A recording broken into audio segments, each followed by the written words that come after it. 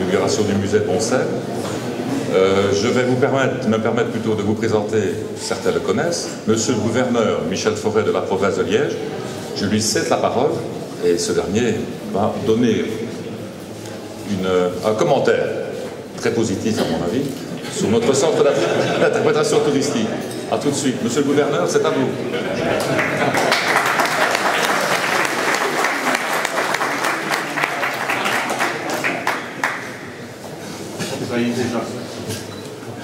Monsieur Lechepin, Monsieur le conseiller provincial, Mademoiselle la conseillère communale, Mesdames, Messieurs, votre titre et qualité, Monsieur le Président, cher Monsieur Alexandrov. Voilà, je connais déjà le fond de ce que je dois vous dire, ça doit être positif. Caramba, j'avais justement préparé quelque chose de différent. Non, soyons sérieux. Bien, je voudrais vous dire qu'en ce jour très emblématique, très significatif de la commémoration du 95e anniversaire de l'armistice, et en ce jour que nous avons été nombreux d'ailleurs, nous avons été nombreux à commémorer les différentes manifestations à Robermont ou ailleurs, je voudrais dire qu'il y a aussi un signe important, c'est celui qui nous permet d'être réunis ici tous ensemble dans ce nouveau bâtiment, dans ce nouveau musée, ce nouveau lieu d'interprétation qui précisément doit permettre à un maximum de personnes, les plus anciens, mais aussi et peut-être surtout les plus jeunes, de découvrir ou de redécouvrir ce qui a été une des facettes essentielles, on peut le dire, de la bataille de Liège en 1914. La guerre venait à peine d'être déclarée, la Belgique venait à peine d'être envahie, c'était le 4 août. Et puis d'ailleurs, vous rappelez que le 4 août prochain, nous accueillerons de très nombreux chefs d'État et de gouvernement dans le cadre d'une manifestation qui est organisée à l'invitation du roi des Belges et où plus de 50 chefs d'État ont été invités et viendront participer avec nous à la commémoration de ce jour qui a été en fait le jour de début de la guerre de 14-18.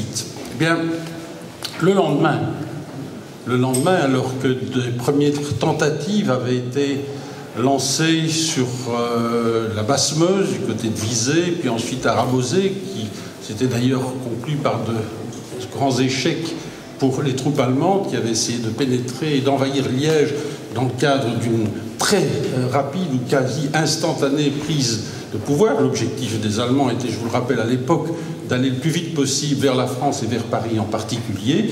Ils connaissent ce premier échec. Et les troupes allemandes décident alors de tenter, comme on dit, un coup fort et essayent de pénétrer en passant à travers les forts de Flémal et les forts d'Hambourg et de venir ici, par ici, en contournant en quelque sorte Liège, en venant par le sud et essaye de venir, le sud-est, essaye de venir envahir Liège. Et c'est là que, effectivement, comme je le disais, comme vous en trouvez de nombreux témoignages ici, se déroule une bataille extrêmement sanglante, qui est d'ailleurs a toute la bataille d'Apocalypse, puisque le climat, nous dit-on, dans cette nuit du 5 au 6 août, était épouvantable, des orages, des pluies. En quelque sorte, on se croirait presque les derniers jours que nous venons de connaître ici, et même probablement encore pire. Mais là, il y a le feu, mais c'est le feu des troupes qui s'opposent, qui se battent, et il y a une vraie concentration, parce que tant les forces belges que les forces allemandes concentrent un maximum de leurs forces sur les lieux du Sartillement. Et c'est là que le fort, faut-il le dire, étant pratiquement réduit à l'impuissance, parce que ces postes d'observation ont été réduits au silence, parce qu'ils n'ont pas de visibilité sur ce qui se déroule, mais c'est là que les troupes s'empoignent, et dans une bataille extrêmement sanglante, qui se déroule donc dans cette nuit, au final, ce sont les troupes belges qui l'emportent. Je dis bien belges parce qu'il ne faut pas oublier, et surtout avec tous les climats fort malsains dont on parle pour le moment à propos de la guerre 14-18, que les troupes belges étaient bien constituées d'hommes de chez nous et aussi de chez nous, je dis bien de toute la Belgique qui était là, qui était bien présent, qui se battait côte à côte. Eh bien, c'est une victoire belge et c'est en fait la première défaite allemande de toute la guerre 14-18. Il y en aura d'autres, fort heureusement. Il y aura une victoire décisive en 1918, mais ici se passe donc un fait qui, à tout égard, est remarquable parce que il représente cette première défaite, ou soyons plus positifs, puisqu'on m'a demandé d'être positif, c'est la première victoire belge de la guerre 14-18. Mais c'est aussi un des faits marquants de ce que l'on a appelé la bataille des forts de Liège, et qui précisément sera commémorée le 4 août prochain, et qui a constitué, en fait, du 4 août 14 au 16 août 14, l'ensemble des combats qui se sont déroulés dans toute la périphérie de Liège, avec cette apothéose tragique, il faut bien le dire, du fort de Lonsin, qui explose sous l'effet d'un obus de 420, je crois, qui détruit, tiré par la grosse Bertha depuis installée à Bressou, et qui détruit la réserve des munitions du fort de Lonsin, et dans une énorme explosion entraîne vraiment ce drame que le général Le Mans, qui commandait à l'époque non seulement les troupes de Liège, mais plus particulièrement à ce moment-là le fort de Lonsin, eh bien ce sera donc lui qui sera et laissera son nom aussi à la postérité. Donc ces batailles de Liège qui ont traversé l'histoire et qui d'ailleurs ont fait que dès le 7 août 1914, la ville de Liège a reçu, sur proposition du ministre des Affaires étrangères français Doumerc, a reçu la Légion d'honneur. Et c'est la première ville qui a reçu, hors de France, la Légion d'honneur. Ensuite, il y en a eu 5 autres, puisqu'il y en a 6 aujourd'hui, qui ont reçu la Légion d'honneur, mais les faits étaient tellement exceptionnels, la résistance était tellement grande des Liégeois et de tous ceux qui défendaient Liège, qu'il est apparu important pour les Français d'attribuer cette Légion d'honneur à la ville de Liège. Et c'est en 1919 que le président Poincaré est venu avec l'ensemble, la totalité des conseillers municipaux de la ville de Paris, remettre officiellement, en présence du roi Albert et en présence des autorités belges et françaises, cette Légion d'honneur qui se trouve encore aujourd'hui dans l'hôtel de ville de Liège et que chacun peut aller admirer. Donc, si j'insiste sur tous ces épisodes historiques, c'est pour dire que, bien sûr, nous commençons en quelque sorte ces jours-ci. Il y a eu plusieurs manifestations à Bruxelles, à Namur, il y en a aujourd'hui à Ypres, et il y en a une ici, justement, à Boncel, pour dire que nous aussi, nous sommes bien présents parce que nous voulons être là où le souvenir se manifeste, là où l'on veut avoir la conscience de ceux qui se sont sacrifiés il y a 100 ans pour nos libertés, et où nous voulons aussi faire en sorte que les plus jeunes aujourd'hui aient des opportunités de comprendre, de mieux saisir pourquoi il ne faut jamais plus vivre des événements comme ceux-là.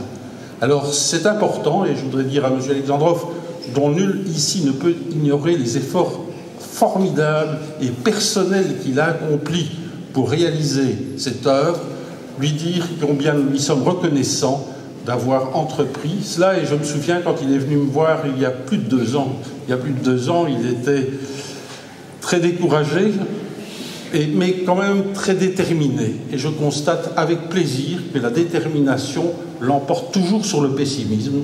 Bravo et merci, M. Alexandrov, d'avoir été ça. Et je crois que ça mérite vraiment un applaudissement.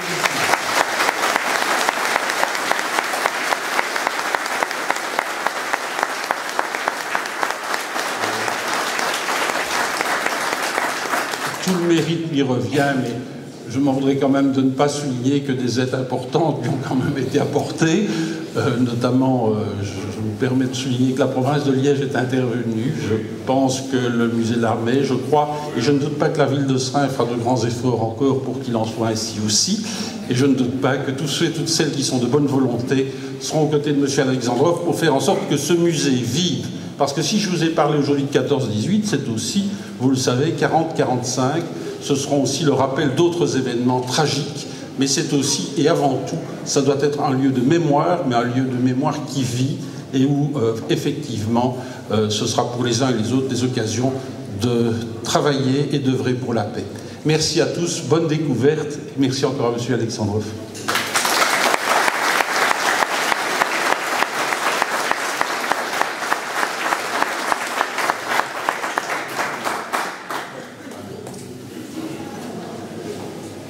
Que d'émotion. Le parcours, oh là là, punaise, c'était dur. Très très dur. Comme disait monsieur le gouverneur, c'est la région et la province qui est venue à mon secours. Il est triste, évidemment, que ma propre ville ne l'ait pas fait. J'espère que bientôt, elle va s'associer à nous dans le cadre des futures expositions. Notre volonté, et je ne suis pas seul dans l'affaire, c'est, j'aime pas dire ça, mais enfin, je vais le dire quand même, c'est nous les passionnés, les collectionneurs, par notre engagement dans la sauvegarde des pièces du patrimoine, on fait en sorte de redonner une deuxième vie aux choses et aux pièces. Et on fait en sorte également que nos enfants, nos petits-enfants aient un repère de l'histoire et que ça ne se perde pas. Trop souvent, je n'ai que découvert au conteneur ici plus bas, et mes amis quelque part font le nécessaire pour éviter cette destruction, des documents ayant appartenu à nos parents, mais des documents importants. Des pièces qui sont totalement, je dirais, une représentation. Je veux pour exemple, ce matin, très tôt, mon ami m'a apporté une aile de VA, ici en bas. C'est un VA qui est tombé en février 1945, ici dans la région. Normalement, elle devait partir à la ferraille. Il y a eu cette bonne idée de m'en parler, je ne sais pas par la belle découverte, et elle est là. Donc ça, je crois que c'est un des seuls éléments qui représente ces affreux engins qu'on appelle les robots. Mais ça, c'est un exemple. À côté de ça, notre volonté, c'est faire en sorte de créer un bâtiment où une activité va permettre à tous les collectionneurs, les passionnés, ou même d'autres personnes qui ont des idées, de pouvoir créer quelque chose et de le faire découvrir aux autres. Ce serait une exposition permanente, notamment liée à l'histoire, c'est sa priorité, mais à d'autres choses aussi. Moi, je ne me limite pas au domaine militaire, je suis tellement ouvert dans tout et je m'intéresse à tout. Il y a moyen de développer une activité sur la base d'objets anciens, de manière à créer un courant dynamique qui est le tourisme, qui peut développer une économie. Je ne vais pas dire que ça va sauver notre triste situation économique à la région, mais ça va permettre peut-être, ce sera un chaînon, pour donner aux gens cette envie, en prenant peut-être exemple sur moi, d'évoluer, de créer, d'être inventif, et comme disait monsieur le gouverneur, persévérant, parce que c'est ce qui manque un petit peu pour l'instant, c'est du courage, en certains. Donc, il y a moyen de...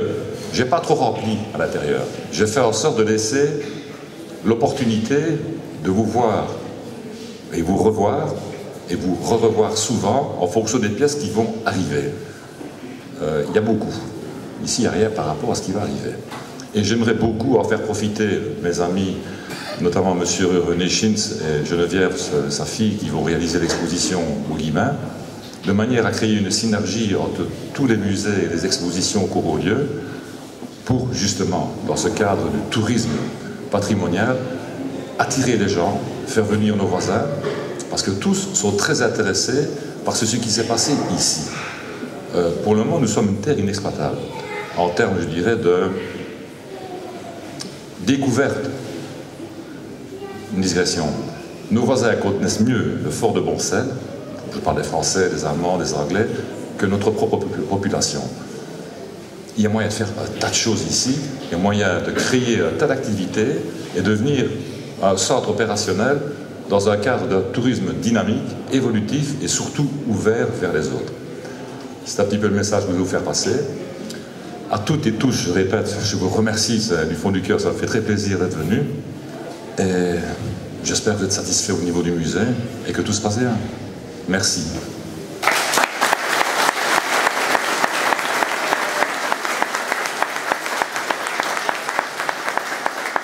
J'ai oublié M. Canilly, mon architecte, qui m'a sauvé le projet, à plus d'un titre.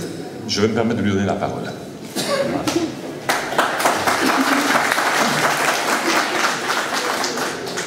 Mesdames, Mesdemoiselles, Messieurs, et vous tous en vos grades et qualités, un projet, en ce jour de commémoration, c'est surtout une histoire humaine. Et ce projet est une vraie histoire humaine. C'est d'abord le combat d'un homme, celui de M. Alexandrov, que j'ai rencontré dans son moment le plus bas. Et puisque c'était un homme de conviction, j'ai embrayé et j'ai dit on va le faire. On va d'abord sortir des problèmes administratifs collectif, juridique et autre chose du même genre. Mais je dois vous avouer que c'est surtout son projet, parce que c'est la volonté d'un homme qui a fait que d'autres ont amené des sous via la région Wallonne qui a subsidié, parce qu'ils ont cru dans la volonté de M. Alexandrov. C'est l'histoire d'autres hommes qui sont là pour reprendre un projet là où il était, c'est-à-dire au niveau de la dalle de béton, pour en faire un lieu le plus discret possible qu'il fallait implanter dans un lotissement, n'ayons pas peur des mots.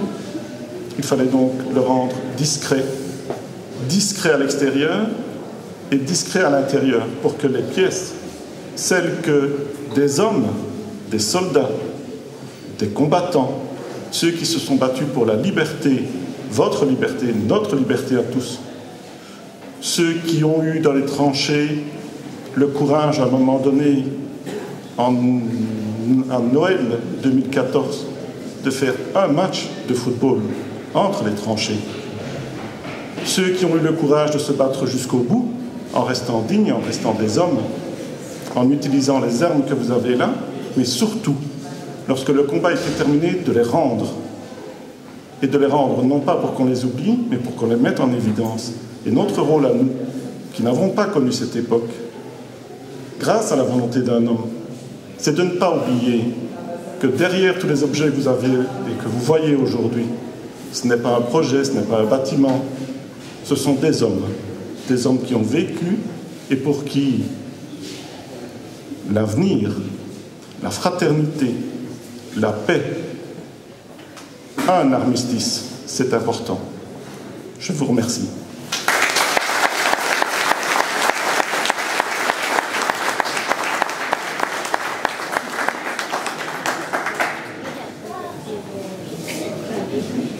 Mon avis.